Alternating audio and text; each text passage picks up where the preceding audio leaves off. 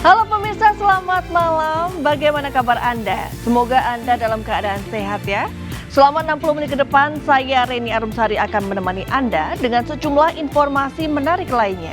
Inilah Buletin iNews Malam selengkapnya.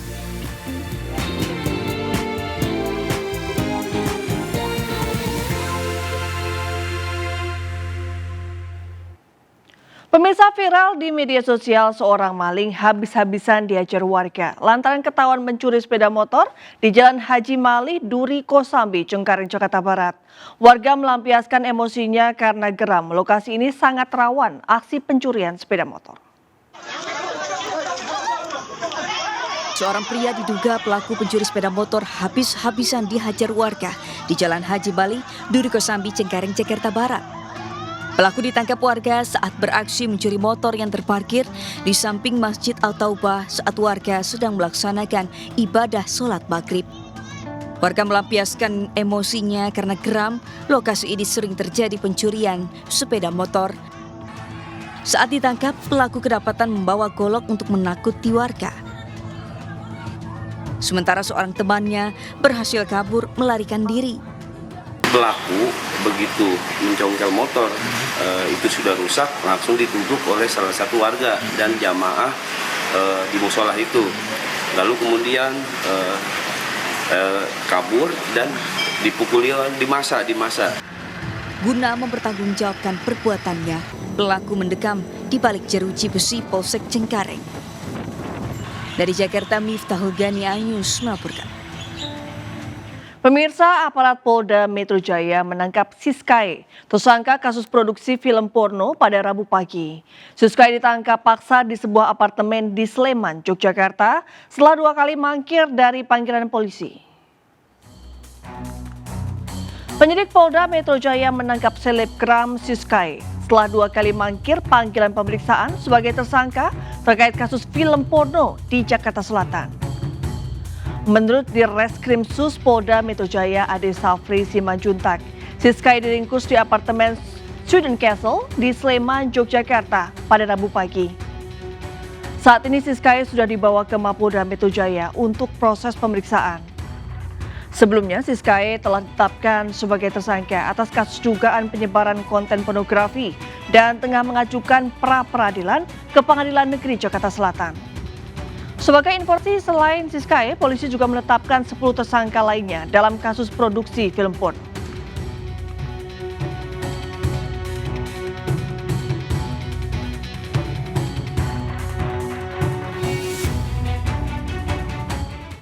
Seorang pria pengendara motor melecehkan seorang wanita di kawasan Petamburan, Jakarta Barat.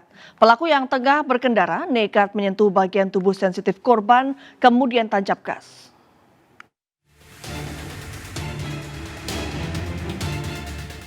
Dalam rekaman CCTV, pelaku yang berkendara motor beberapa kali melintas di jalan sempit kawasan Grogol, Petamburan, Jakarta Barat. Setelah memastikan kondisi sepi, pelaku memutar balik kemudian mengikuti seorang wanita pejalan kaki yang hendak pulang ke rumah indekosnya. Pelaku kemudian memepet dan memegang bagian tubuh sensitif korban, kemudian tancap gas. Menurut keterangan saksi, saat peristiwa terjadi sempat terdengar suara jeritan seorang wanita yang ternyata merupakan penghuni kos. Atas insiden tersebut, korban menderita luka-luka di area dada hingga leher serta mengalami trauma berat. Sekitar jam 19.50-an lah, saya kan di lantai 4 yang jaga kosnya. Dengar kakak ini teriak. Tapi pas saya turun itu udah sepi karena orangnya itu bawa motor kan langsung kabur. Ciri-cirinya pakai motor Scoopy, helm hitam, kaos putih. Aksi pelecehan tersebut sudah kali kedua terjadi di lokasi ini dan masih dalam penyelidikan pihak kepolisian. Sementara itu pelaku yang hingga kini masih buron tengah dalam pengejaran aparat kepolisian. Dari Jakarta, Miftahul Gani, iNews melaporkan. Berbekal kayu berukuran panjang, petugas kepolisian dibantu TNI berusaha mengamankan seorang pria dengan gangguan jiwa yang mengamuk dan meresahkan warga. Aksi para petugas ini begitu menegangkan. Pasalnya pria yang mengalami keterbelakangan mental tersebut mengancam petugas dengan senjata tajam.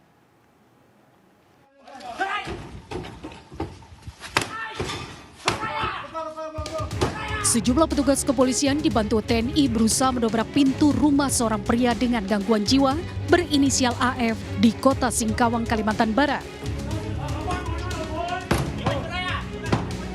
Petugas sempat kesulitan masuk ke dalam rumah lantaran AF mengamuk dan mengancam petugas dengan senjata tajam saat akan diamankan. Sebelumnya AF dilaporkan warga lantaran membuat resah sering mengamuk dengan membawa senjata tajam.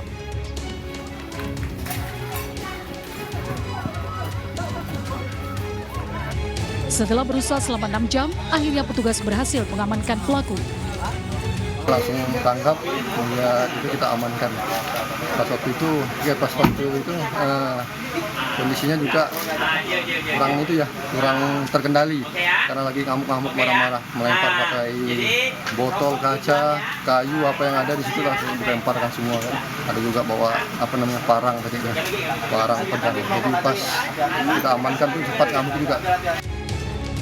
Pelaku kemudian dibawa ke rumah sakit jiwa di Kalimantan Barat untuk menjalani pemeriksaan.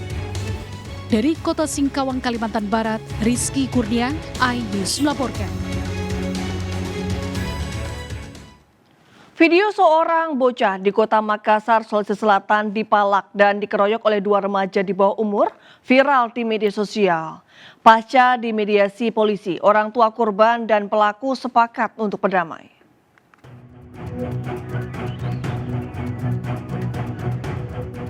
Viral di media sosial, pengeroyokan yang dialami seorang bocah oleh 2 orang remaja di bawah umur di kota Makassar. Dalam rekaman video amatir, tampak 2 orang pelaku memukul korban secara bergantian sembari meminta sejumlah uang dan pakaian milik korban. Kejadian berawal saat korban berinisial HD 12 tahun tiba-tiba datang dan dipukuli oleh 2 pelaku, MY 13 tahun dan IK 14 tahun saat melintas di Jalan Pelita Raya 2, Rapocini, Kota Makassar. Menindaklanjuti aksi pengeroyokan, unit Jatanras Polrestabes Makassar mengamankan korban serta para pelaku.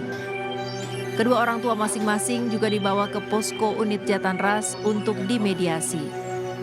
Baik orang tua korban dan pelaku sepakat untuk berdamai, mengingat pelaku dan korban masih merupakan tetangga. Masih di Rapocini, Kota Makassar, pencurian dilakukan oleh seorang bocah berusia 6 tahun di salah satu apotek di Jalan Minasa Upah, terekam CCTV. Kondisi sepi dan luput dari pengawasan karyawan membuat pelaku dengan cepat membuka laci kasir dan mengambil uang hasil penjualan sebesar Rp600.000 lalu kabur. Aksi pencurian oleh bocah ini pun telah dilaporkan korban ke Polsek Rapocini. Dari Makassar, Sulawesi Selatan, Yoel Yusfin, iNews melaporkan. Aksi seorang pemuda terekam CCTV mencuri bola lampu di sebuah toko elektronik di kota Medan, Sumatera Utara. Pelaku menjulurkan tangan ke etalase kaca dan kabur setelah mengambil sejumlah barang incaran.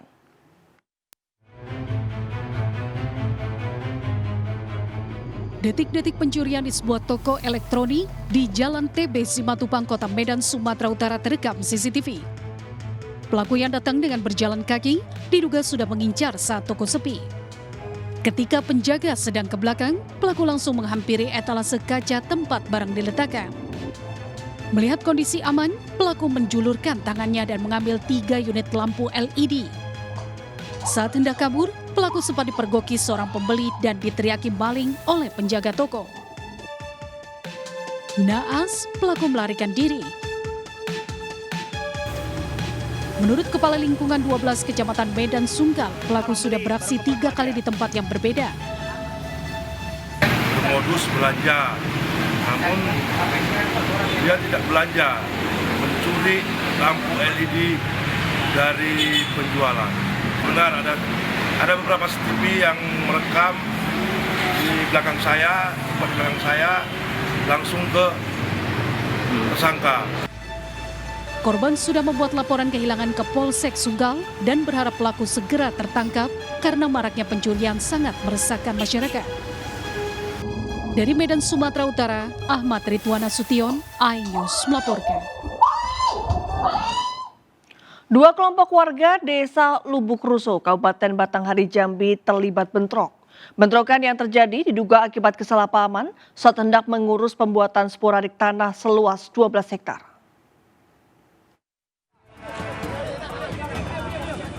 Bentrokan antara dua kelompok warga terjadi di depan Balai Desa Lubuk Ruso, Kabupaten Batanghari, Jambi. Bentrokan pecah setelah kelompok warga yang ingin mengurus pembuatan sporadik tanah seluas 12 hektar gagal bertemu dengan Kepala Desa Lubuk Ruso, Irwansyah. Aksi adu mulut dan kejar-kejaran dengan senjata tajam pun tak dapat dihindarkan. Tidak ada korban jiwa maupun korban luka dalam peristiwa ini. Polisi masih menyelidiki penyebab pasti keributan antara dua kelompok warga tersebut. Warga yang memiliki lahan pengen Kades menandatangani sporadik. Sempat dijanjikan Kades untuk ke kantor desa. Namun pada hari ini di saat mereka ke kantor desa ternyata Kades tidak di tempat. Sehingga mereka kecewa. Pada saat mereka bubar, terjadi kesalahpahaman dengan warga yang ada di sana. Beruntung bentrokan yang terjadi dapat diantisipasi oleh pihak kepolisian sehingga tidak meluas. Dari Batanghari, Jambi, Joni Firdaus, iNews melaporkan. Kecelakaan maut beruntun melibatkan sejumlah kendaraan terjadi di Simalungun, Sumatera Utara.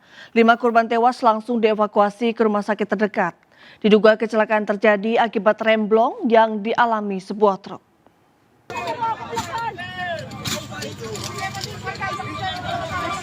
Tabrakan beruntun antara sejumlah kendaraan terjadi di Jalin Sum Pematang Siantar, Desa Bulupange, Sumatera Utara. Seorang penumpang minibus tewas terjepit setelah kendaraan yang ditumpanginya tertimpa badan truk. Diduga sebuah truk mengalami remblong dan menabrak beberapa mobil dan motor hingga mengalami kerusakan cukup parah. Dilaporkan ada 5 korban tewas dalam peristiwa ini, 4 penumpang minibus dan 1 sopir truk. Gak ada, udah bagaimana istri kan pingsan, orang kencang kali nabrak dia. Ada berapa orang dalam? 3 tadi. Sepeda motor atau? Nggak nampak aku lagi. Nggak nampak ya? Kaget ya bang? Kaget kita itu udah kemana-mana lah. Dan jerit-jerit di dalam. Berarti abang tabrak dari belakang ini bang ya? Korban tewas langsung dievakuasi petugas ke rumah sakit terdekat. Lalu lintas Jalin Sum sempat mengalami kemacetan total selama lebih dari 3 jam pasca kejadian. Dari Simalungun, Sumatera Utara, Dharma Setiawan, iNews melaporkan. Pemirsa, PT Kereta Api Indonesia meluncurkan 3 kereta api baru, yaitu Kereta Api Papandayan Express, relasi Garut-Gambir, Kereta Api Pangandaran, relasi Banjar-Gambir, dan Kereta Api Malabar, relasi Bandung-Malang. Ketiga kereta api tersebut terdiri dari 2 kelas layanan, yaitu kelas eksekutif dan kelas ekonomi. Masyarakat Garut dan Priangan Timur patut berbangga. Pasalnya, PT Kereta Api Indonesia kini meluncurkan kereta api Papandayan relasi Stasiun Garut ke Stasiun Gambir Rabu siang. Tidak hanya itu, turut pula diluncurkan kereta api Pangandaran untuk memberikan pilihan bagi pelanggan dari arah Jakarta menuju Bandung, Tasikmalaya, Ciamis hingga Banjar maupun sebaliknya. KAI juga menambah jadwal kereta api Malabar relasi Bandung-Malang yang sebelumnya keberangkatan dari stasiun Bandung hanya pukul 17:20 waktu Indonesia Barat, saat ini ditambah keberangkatan pagi mulai pukul 9:50 waktu Indonesia Barat menuju stasiun Malang. Ketiga kereta api tersebut terdiri dari 2 kelas layanan, yaitu kelas eksekutif dan kelas ekonomi. Kita ingin menumbuhkan lintas-lintas perjalanan, bukan hanya Jakarta-Bandung ya, tetapi ke daerah-daerah lanjutannya. Dan Garut ini merupakan daerah wisata. Kita ingin menghidupkan pariwisata di daerah Garut beserta dengan UMKM-nya. Demikian juga ke Tasik dan Banjar juga demikian ya, dengan kereta api Pangandaran. Peluncuran 3 kereta api baru ini bertujuan untuk meningkatkan pelayanan sehingga semakin banyak alternatif pilihan bepergian menggunakan kereta api. Dari Garut, Jawa Barat, Ii Solihin, iNews melaporkan. Pemirsa, video dengan narasi bahwa ban mobil Presiden Joko Widodo mengalami bocor di pinggir jalan di Grobogan, Jawa Tengah viral di media sosial. Sementara itu Presiden Joko Widodo nampak berjalan kaki bersama Menteri PUPR sambil melihat kondisi jalan yang baru saja selesai dibangun.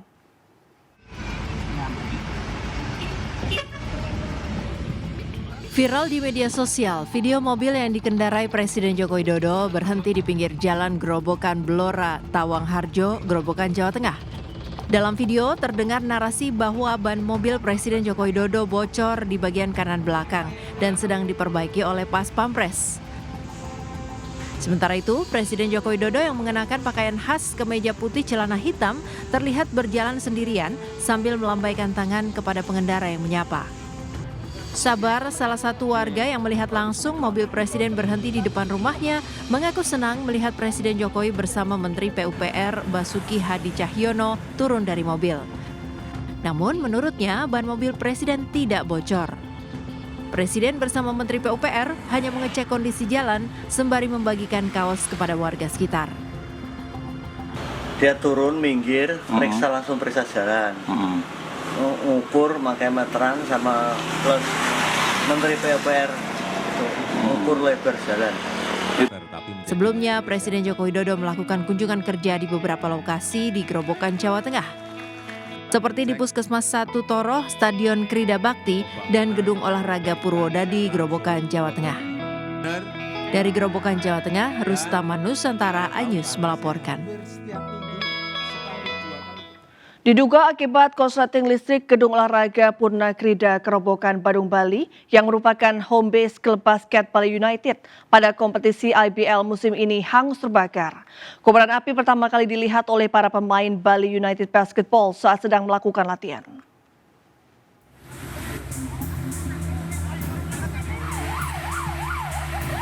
Puluhan petugas damkar Kabupaten Badung, Bali berusaha padamkan kobaran api yang membakar Gedung Olahraga Purna Krida Grobogan, Badung, Bali.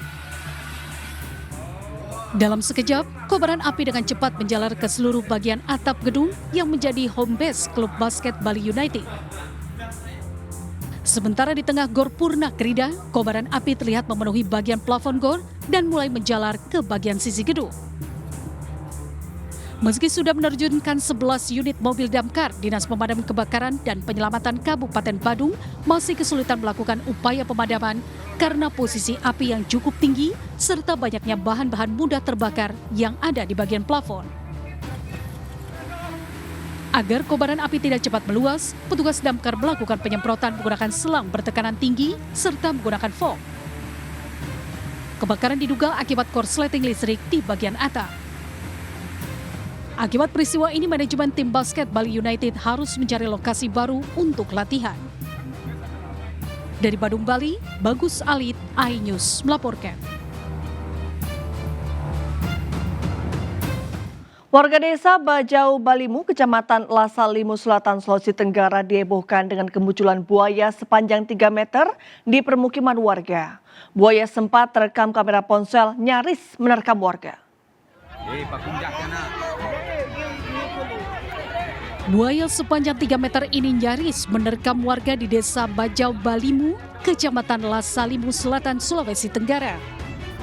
Kemunculan buaya ini sontak membuat warga heboh. Pasalnya ini merupakan pertama kalinya buaya masuk ke permukiman warga. Apalagi buaya muncul di daerah tambatan perahu warga yang berdekatan dengan rumah warga. Menurut penuturan warga, awalnya buaya disangka adalah batang kayu yang mengambang.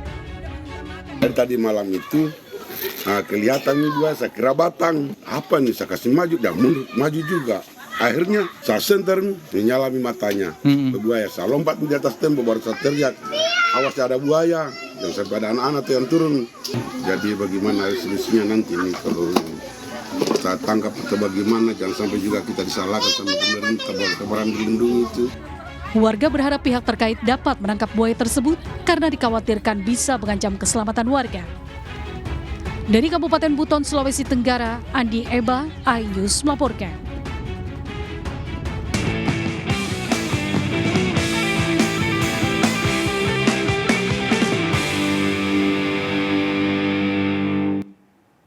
Pemirsa, Menko Polhukam Mahfud MD menghadiri kegiatan halakoh dan dialog kebangsaan yang digelar di Pondok Pesantren An-Nur Ngrukem, Sewon, Bantul.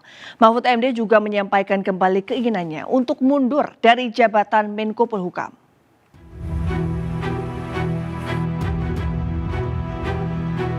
Menko Polhukam Mahfud MD menghadiri acara halakoh dan dialog kebangsaan di Pondok Pesantren An-Nur Ngrukem, Sewon, Bantul pada Rabu siang. Kedatangan Mahfud MD yang juga Cawapres nomor urut 3 ini merupakan kegiatan rutin sebagai Menko Polhukam dan menjaga stabilitas politik dan penegakan konstitusi. Sejak menjabat sebagai Menteri Polhukam, Mahfud memang dikenal aktif mengunjungi sejumlah pondok pesantren di wilayah Cirebon, Jawa Barat dan Banyuwangi.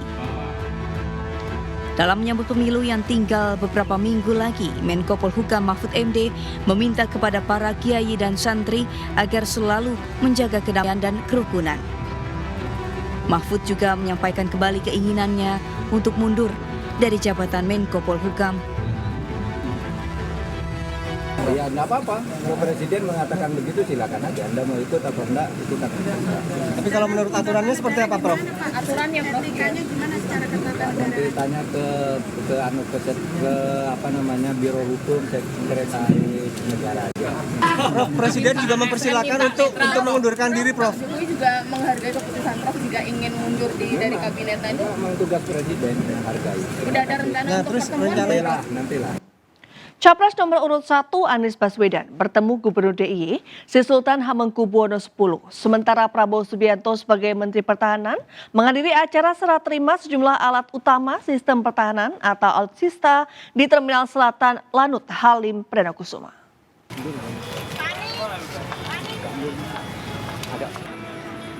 Capres nomor urut 1 Anies Baswedan berjalan kaki di sepanjang Jalan Malioboro menuju Kepatihan untuk menemui Gubernur DIY Sri Sultan Hamengkubuwono X. Anies berjalan sekitar 1 km sebelum akhirnya sampai Kepatihan. Kedatangan Anies langsung disambut Gubernur DIY Sri Sultan Hamengkubuwono di Gedung Wilis Kepatihan Kompleks Kantor Gubernur Yogyakarta. Di sela aktivitas yang padat di masa kampanye, Capres nomor urut 1 Anies Baswedan sempat menikmati suasana malam di kawasan Malioboro, Kota Yogyakarta. Anies nongkrong dan bernostalgia bersama teman semasa SMP, SMA maupun kuliah dan bercerita tentang masa lalu hingga sekarang.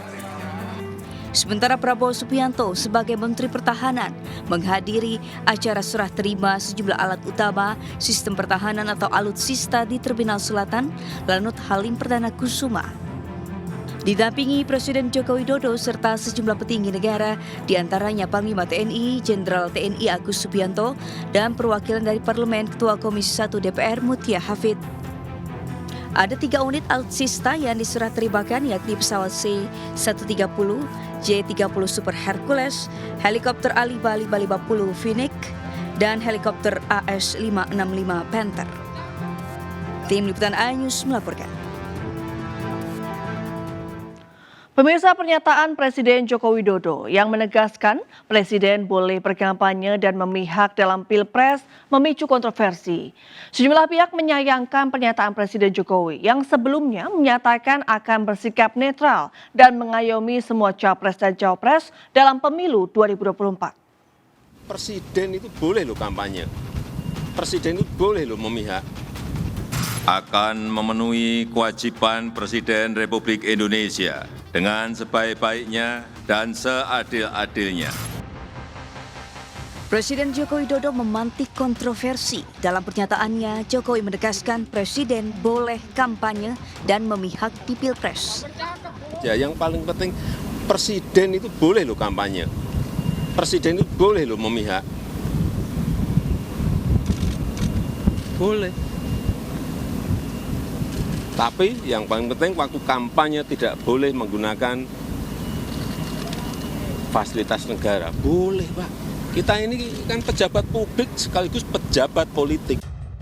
Meski Presiden Jokowi menambahkan bahwa Presiden boleh memihak dan berkampanye dalam Pilpres selama mengikuti aturan waktu kampanye dan tidak menggunakan fasilitas negara, namun pernyataan ini mengundang reaksi berbagai pihak. Pasalnya, keberpihakan Jokowi dalam Pilpres 2024 menjadi perhatian publik mengingat putra sulung Jokowi, Gibran Rakabuming Raka, mencalonkan diri sebagai wakil presiden. Wakil Presiden ke-10 dan ke-12 Republik Indonesia Yusuf Kala bahkan hingga berkomentar mengingatkan Presiden Joko Widodo agar tetap netral dalam kontestasi pemilu 2024. JK menegaskan netralitas seorang presiden tercantum dalam sumpah jabatan di mana Jokowi juga disumpah dengan menggunakan kitab suci Al-Quran. Demi Allah, saya bersumpah akan memenuhi kewajiban Presiden Republik Indonesia dengan sebaik-baiknya dan seadil-adilnya. Pernyataan Presiden Jokowi disayangkan Anies Baswedan. Pasalnya, Presiden Jokowi sebelumnya telah menyatakan sikap netral dan akan mengayomi semua paslon capres dan cawapres dalam pemilu 2024. Menurut saya masyarakat bisa mencerna dan nanti menakar, menimbang pandangan tersebut. Karena sebelumnya yang kami dengar adalah netral, mengayomi semua, memfasilitasi semua. Sementara Mahfud MD menanggapi santai pernyataan Presiden Joko Widodo dengan menyatakan bahwa Presiden boleh berkampanye asal tidak menggunakan fasilitas negara. Katakan begitu silakan aja, Anda mau ikut atau enggak itu kan terserah. Secara hukum, Presiden dan pejabat negara hingga daerah memang diperbolehkan terlibat dalam kampanye dan berhak mendukung calon tertentu dalam kontestasi pemilihan umum. Namun sesuai pasal 281 dan 283 Undang-Undang Pemilu, Presiden dan pejabat negara hingga daerah tidak diperbolehkan menggunakan fasilitas negara kecuali fasilitas pengamanan serta harus mengambil cuti dari jabatan kenegaraannya. Pakar hukum tata negara menilai dua syarat ini sulit diterapkan Presiden maupun pejabat negara karena seringkali agenda kenegaraan di suatu daerah yang menggunakan fasilitas negara kerap disusupkan kegiatan kampanye hingga bisa dikatakan menggunakan fasilitas negara. Karena itulah, meskipun diperbolehkan secara hukum, namun sebaiknya Presiden mengambil posisi netral dan fokus pada tugas negara. Untuk menghindari dugaan bahwa Presiden tidak netral atau Presiden kemudian akan menggunakan kekuasaannya dalam konteks untuk memenangkan salah satu pasangan calon, menurut saya sebaiknya Presiden tidak ikut ya dalam kontestasi kampanye seperti yang kemudian sudah dipraktikkan beliau kemarin-kemarin. Jadi biarlah ini menjadi pekerjaannya para peserta pemilu dan beliau cukup kemudian fokus kepada bagaimana penyelenggaraan negara ini tidak terganggu dan bisa tetap terlaksana. Tim Liputan iNews melaporkan.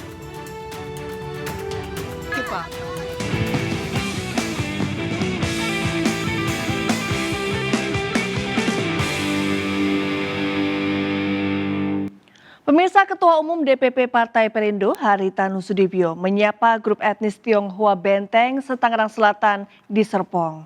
HT menegaskan Partai Perindo berkomitmen menghadirkan persatuan di tengah perbedaan masyarakat.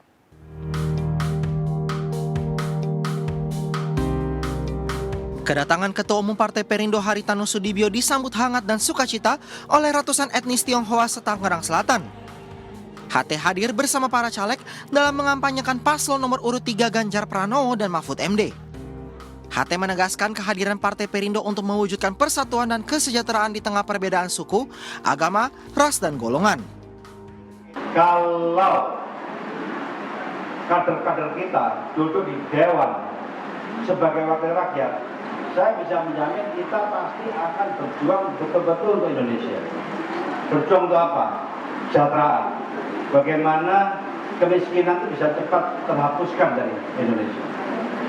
Supaya ketemburan sosial itu bisa cepat diatasi. Ya, karena itu isu yang paling gampang diangkat. Suku, etnis, agama itu paling gampang. Melalui Ramah Tamah ini kita mau membuktikan kepada masyarakat bahwa Partai Perindo is the best. Untuk kesejahteraan rakyat, benar-benar berkualiti. Ketumnya sangat membanggakan. Pada kesempatan ini, HT juga mensosialisasikan tata cara pencoblosan kertas suara pada pemilu 2024. Tim Liputan iNews melaporkan. Tak hanya Labuan Bajo, kita dapat mengeksplor destinasi wisata air lainnya di Manggarai Barat NTT yang mempesona. Informasi selengkapnya kami hadirkan sesaat lagi.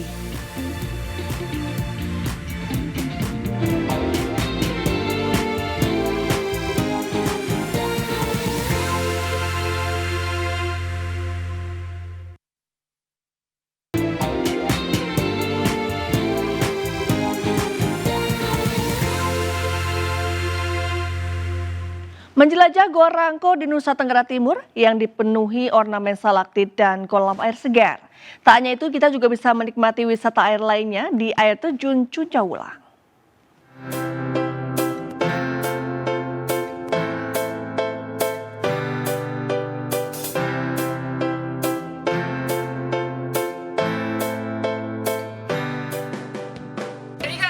Sampai di mulut Goa Rangko. Ini memang di sini tuh ada best momennya. Apa tuh? Best momennya itu ketika sinar matahari udah mulai menyoroti sini, nanti refleksi dari airnya ini tuh yang bikin jadi terang warnanya. Nah, itu dia Tradikers. Oke, langsung aja Tradikers.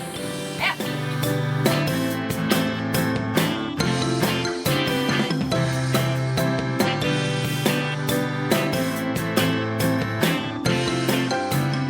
Wow, kece banget Tradikers.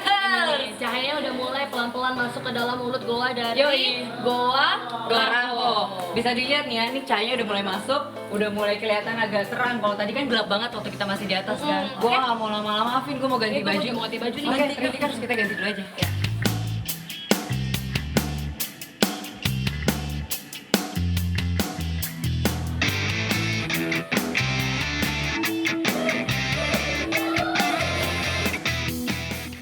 Ternyata airnya nggak begitu dingin sih. Pas banget ini buat free dive. Kuy lah. Lah ayo, gue mau udah siap dari tadi Mat sama anak-anak. Wah, Tradikers, ini merupakan pengalaman baru buat gue. Free dive di dalam goa. Meskipun ada cahaya matahari yang masuk ke dalam goa, tapi suasana di kedalaman air cukup gelap, Tradikers.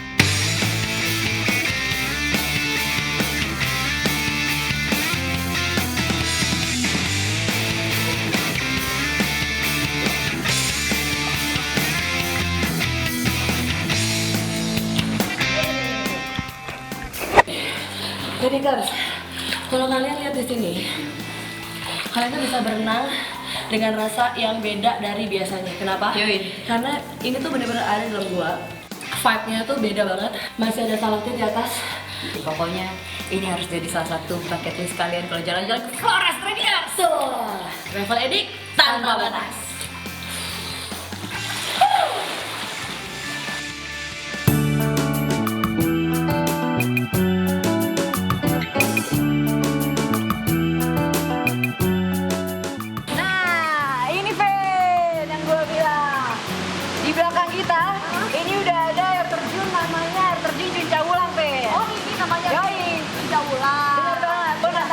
Lompat sekarang. Mau berdua apa kamu sendiri? Kayaknya bersama lebih baik ya, Vin. Iya.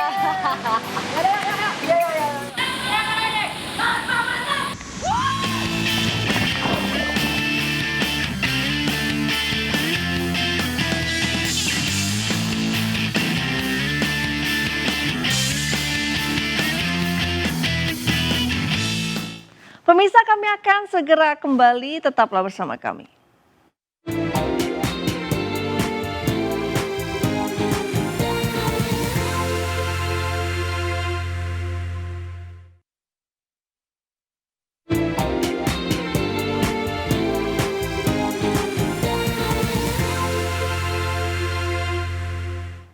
Pemirsa, rangkaian informasi tadi sekaligus mengakhiri perjumpaan kita hari ini. Mari ulurkan tangan Anda untuk berbagi kebaikan kepada sesama bersama MNC Peduli melalui nomor rekening di bawah ini atau dengan scan kris berikut melalui aplikasi uang digital Anda. Informasi lebih lengkap dapat diakses di mncpeduli.org. Saya Reni Arumsari pamit undur diri, selamat malam dan sampai jumpa.